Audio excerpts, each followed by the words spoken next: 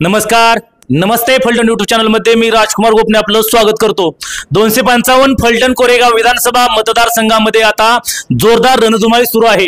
एकूण 14 उमेदवार या ठिकाणी रिंगणात असून आपले नशीब आजमावत आहेत. यामधीलच अपक्ष उमेदवार म्हणून ज्यांनी फुले शाहू आंबेडकर या चळवळीमध्ये काम केलेलं आहे, अनेक उच्च शिक्षित असलेले उमेदवार जे गणेश नंदकुमार वाघमारे सासवड तालुका फलटण या गावचे आहेत आणि त्यांनी या ठिकाणी आपले उमेदवारी अर्ज दाखल केला आहे, उमेदवारी लढवत आहेत. आपण त्यांच्याशी भेटणार आहोत, बातचीत करणार आहोत. वाघमारे साहेब, आपलं खूप खूप स्वागत. नमस्कार, धन्यवाद, खूप खूप धन्यवाद. फलटण कोरेगाव विधानसभा मतदारसंघामध्ये तुम्ही या ठिकाणी निवडणूक लढवत आहात. तुमची पहिली प्रतिक्रिया? सगळ्यात महत्वाचं म्हणजे या फलटण कोरेगाव विधानसभा मतदारसंघात निवडणूक लढवण्याचं कारण इथं फुले शाहू आंबेडकरांच्या विचारानं काम करणाऱ्या नेतृत्वाची गरज आहे. कुणाच्याही उठ म्हटल्यानंतर उठावं आणि बस म्हटल्यानंतर बसावं इशाऱ्यावर नाचणाऱ्या उमेदवारांची आणि लोकप्रतिनिधीची आता गरज नाही.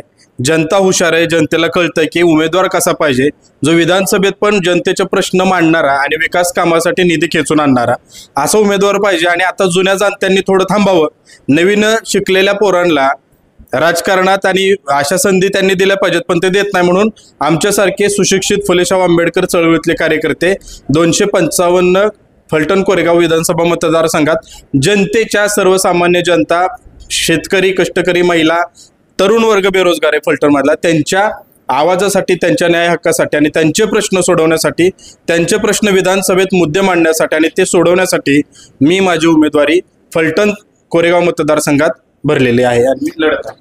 खरं तर एक तुम्ही उच्च शिक्षित आहात, MSW MBA, त्याचबरोबर सोशल शेट क्वालिफाईड झालेला आहे. एक क्वालिफाईड उमेदवार म्हणून तुमच्याकडे पाहिलं जातं.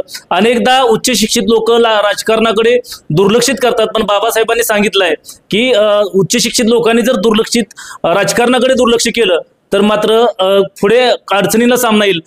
खूप उच्च शिक्षित असताना तुम्ही या ठिकाणी राजकारणात प्रवेश केला आहे, उभा राहिला तुम्ही. मुळात सांगायचं हेच आहे की आमच्यासारखे तरुण आहेत का नाही, ते कामाच्या मागे व्यापलेले आहेत.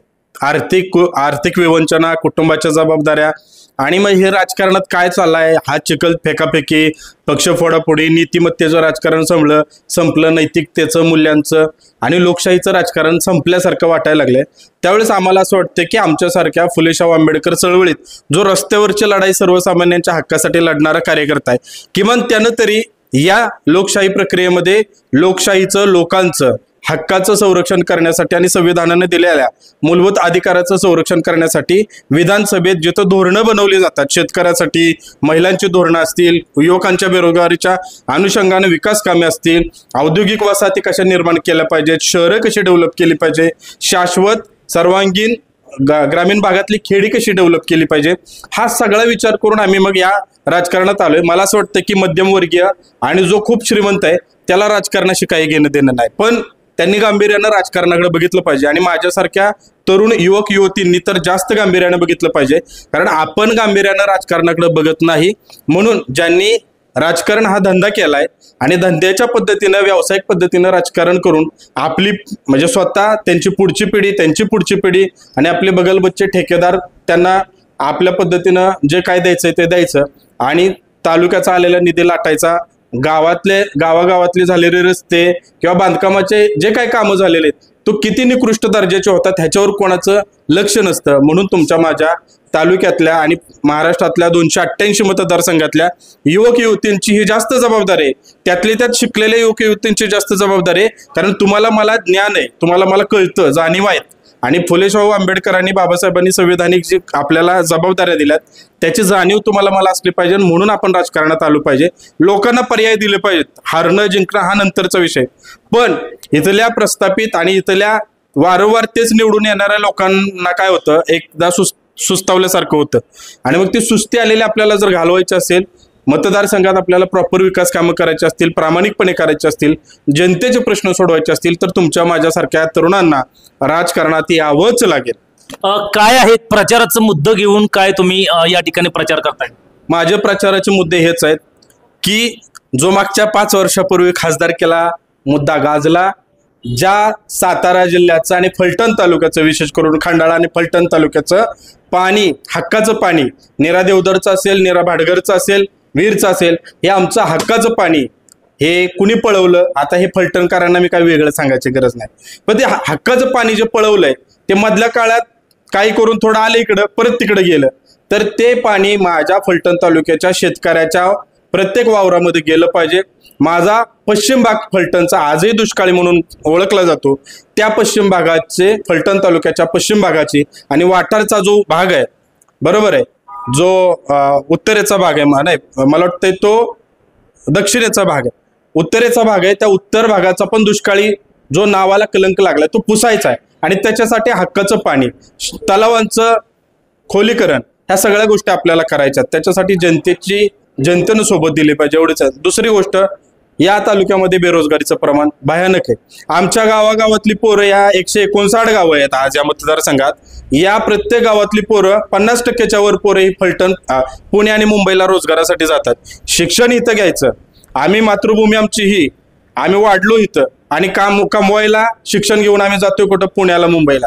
आमच्या मनावरती दगड ठेवून आम्ही गाव सोडतो. मग इथल्या लोकप्रतिनिधींना एवढं कळवं नाही का? मागच्या 15 वर्षात जे लोकप्रतिनिधी इथं होते आणि जे आता 5 वर्ष, अडीच वर्ष ज्यांनी सत्ता उपभोगल्या आणि सगळे मस्त आहेत, त्यांना काही जनतेचं, तरुणांचं कोणाचं घेणं देणं नाही. पण मग ह्या 15 वर्ष आणि ज्यांनी आता 5 वर्ष, अडीच वर्ष सत्ता भोगली, त्यांनी या मतदारसंघात किती औद्योगिक वसाहती उभा केल्या, त्यांनी किती इथं प्रकल्प मोठे आणले. इथं प्रकल्प कुठलेही रोजगाराच्या अनुषंगानं मोठे आणले गेले नाहीत. एखादी कंपनी सोडली, त्यात पण ठेकेदार कोणाचे आहेत, त्यात पण कंत्राटदार कोणाचे आहेत, हे सगळ्या जनतेला माहिती आहे. त्यामुळे इथला जो युवक आहे मोठ्या प्रमाणात, तो पुण्या मुंबईला शिफ्ट होतोय, तो जातोय रोजगारासाठी. त्याला या भूमीतच, त्याला या तालुक्यात, या मतदारसंघात हक्काचा रोजगार मिळाला पाहिजे, ही माझी भूमिका आहे. शेतीला 24 तास वीज मिळाली पाहिजे, पाणी मिळालं पाहिजे, ही माझी भूमिका आहे. इथल्या महिलांना त्यांच्याच गावात उद्योग व्यवसायाच्या अनुषंगानं प्रशिक्षण आणि उद्योग व्यवसायाच्या अनुषंगानं कर्ज, शासनाच्या योजनांच्या माध्यमातून कर्ज देऊन गावातच त्यांचे उद्योग व्यवसाय कसे निर्माण होतील, महिला आर्थिक सक्षम कशा होतील, ह्याच्यासाठी माझा प्रयत्न आहे. 1,500 तुम्हाला मला काही मिळणार नाही. निवडणूक आली की 1,500चं गाजर दाखवलं जातं. लोक 15 लाख मिळणार आहे, तो जुमला कधीच विसरले. या राजकारणाने बरोबर ह्या लोकांना गंडवून ठेवलेलं आहे. म्हणजे मानसिकता एवढी हे कॅप्चर करतात लोकांची की ते 15 लाख विसरले. इंदू मिलमध्ये डॉक्टर बाबासाहेब आंबेडकरांचं स्मारक होणार होतं, ते कुठं गेलं? शिवाजी महाराजांचा पुतळा बनवला. आज या महाराष्ट्राच्या मातीमध्ये हे मतं मागतात. शिवाजी, आपल्या सगळ्यांच्या आराध्य दैवत असणाऱ्या छत्रपती शिवाजी महाराजांचा पुतळा पडतो, 6 महिन्याच्या आत पुतळा पडतो. इथल्या एकाही जो आता उमेदवार उभा राहिलाय त्याने किती ठोकपणे त्यावेळेस निषेध व्यक्त केला, त्यावेळेस या शासनाच्या विरोधात वक्तव्य केली. म्हणजे जिथं बघल तिथं भ्रष्टाचार आहे.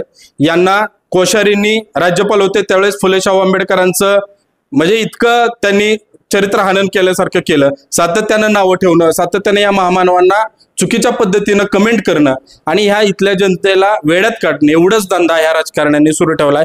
म्हणून मला असं वाटतंय विकासाचे मुद्दे बरेच आहेत. फलटण तालुक्यामध्ये विकास झाला पाहिजे, औद्योगिक झाला पाहिजे, शेतीचा झाला पाहिजे, शेती आधारित उद्योगांचा झाला पाहिजे, तरुणांना रोजगार मिळाला पाहिजे, महिलांचं आर्थिक सक्षमीकरण झालं पाहिजे. इथल्या पायाभूत सुविधा, रस्ते, शाळा, गटार, लाईट, पाणी, या सगळ्या गोष्टी, त्याच्यानंतर समाज मंदिरं, स्मशानभूम्या, ह्या सगळ्यांचं काम दर्जेदार, गुणवत्तापूर्ण झालं पाहिजे. आणि सगळ्यात महत्वाचं, इथली जी सातारा जिल्ह्याची आरोग्य व्यवस्था ऑक्सिजनवर आहे, तिला पहिलं सुधारवायचं काम करावं लागेल आपल्याला. PSC मध्ये गेल्यानंतर पॅरासिटामॉल आणि एखादी दुसरी गोळी मिळाली तर काय ते PSC मध्ये आपल्याला उपचार मिळतात? एकही उपचार धडाचा मिळत नाही. त्यामुळे आरोग्य व्यवस्थेला इथली ऑक्सिजनवर असणारी आरोग्य व्यवस्था म्हणजे अगदी सिव्हिल हॉस्पिटलपासून तालुक्याचं उपकेंद्र ते ग्रामीण भागातलं प्राथमिक आरोग्य केंद्र काही उपयोगाचे नाहीत. लोकांना फक्त खासगीमध्ये पाठवतात. ही सगळे धंदे बंद करायचे, लोकांचं सरकार आणायचंय, लोकांचा आवाज बनवून विधानसभेत जायचंय आणि लोकांच्या प्रश्नांसाठी काम करायचंय. मला कुठल्या नेत्यासाठी आणि माझे खिशे भरायसाठी मला ही उमेदवारी मी दिलेली नाही.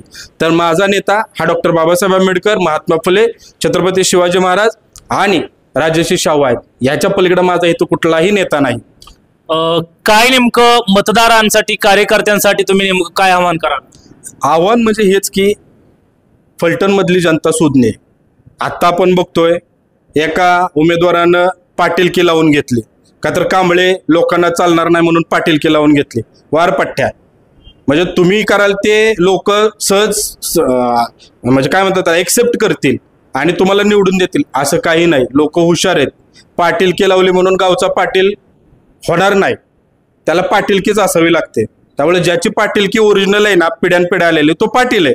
पण जो उसने पाटीलकी घेऊन नाव आणतोय ना मी पाटील झालोय, ती जनता ओळखू नये कोण आहे. आणि जो दुसरा उमेदवार जो 15 वर्ष या मतदारसंघाचं नेतृत्व करत होता, त्या उमेदवारानं खरं सांगा, दलित वस्त्यांमध्ये, मुस्लिम वस्त्यांमध्ये, भटक्या समुदायामध्ये किती वेळा हा उमेदवार पारद्यांच्या पालावर जाऊन ह्याने त्यांचं दुःख समजून घेतलं?